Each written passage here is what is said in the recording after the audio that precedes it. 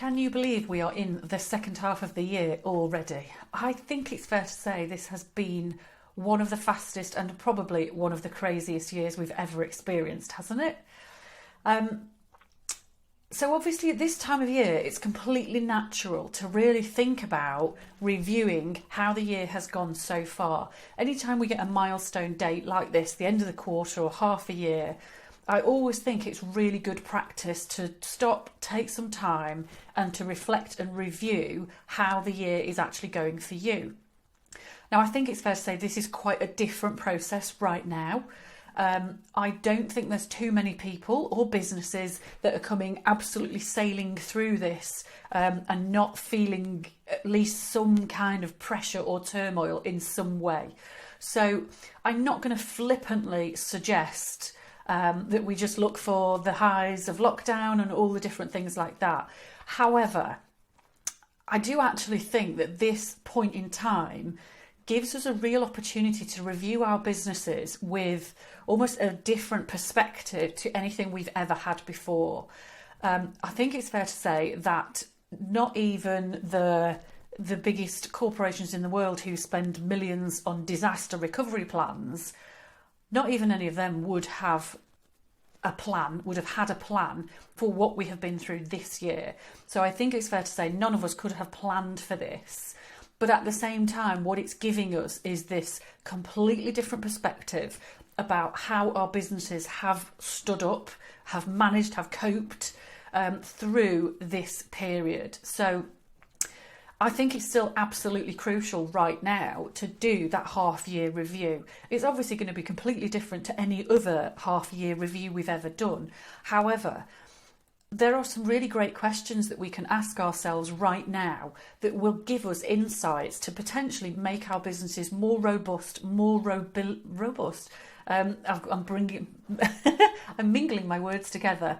More robust, more resilient, and more sustainable going forwards. So there are obvious questions. The typical questions that I would suggest that you ask as a review is, how well have you done against your business goals?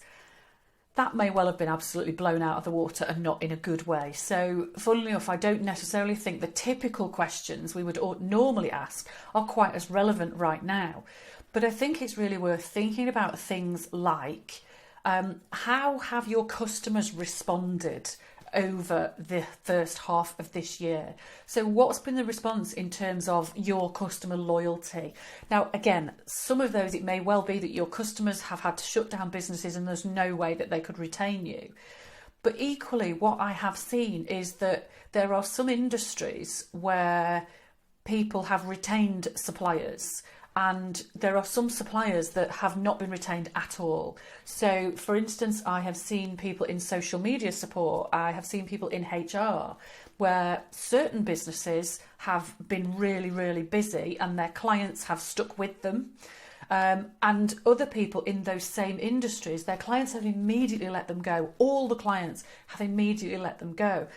Now, there is a question around that for me, is that as simple as saying, well, the customers didn't have sustainable businesses themselves, so they couldn't retain me? Or is there some insight there around customer loyalty, around the type of contracts or, the type of support packages that you've actually got in place? This is where I think there are some really interesting insights to be had if we dig into the depths of this. So, thinking about customer loyalty, thinking maybe about the range of your customers. Were absolutely all of your customers impacted in exactly the same way? In which case, does that mean that your business is very dependent on one market sector? And going forwards, does that actually mean that you need to broaden your horizons a little bit? You might also want to ask questions about the products, packages and services that you offer, and under the strange circumstances that we've been through, did that make you feel as though your business was a little bit one-dimensional? Does it mean in future, for instance, that some of the things that you always used to do face-to-face, you could now do online? Can you add things to your product mix to make your business more stable as it goes forwards? So interesting things to think about there as well.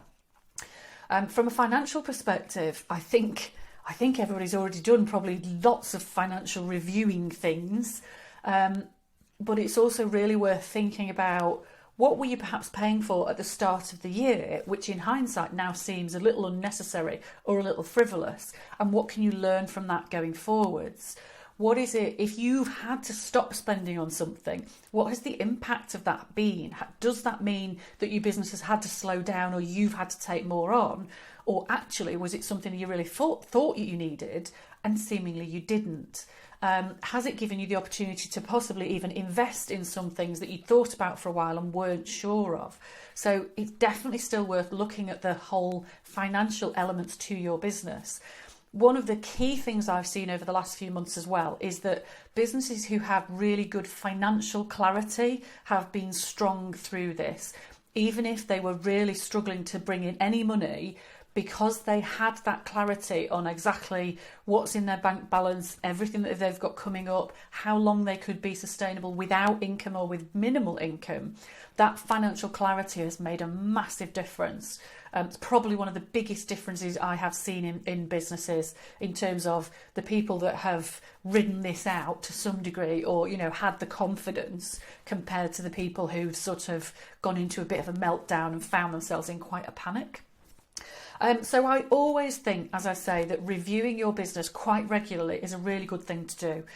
I think right now it's very easy to say that review makes no sense at the moment, but actually, as I say, I think there are some real insights to be had right now in a way that aren't actually an opportunity in a bog standard year. So that is my advice to you this week. Absolutely review the first half of the year.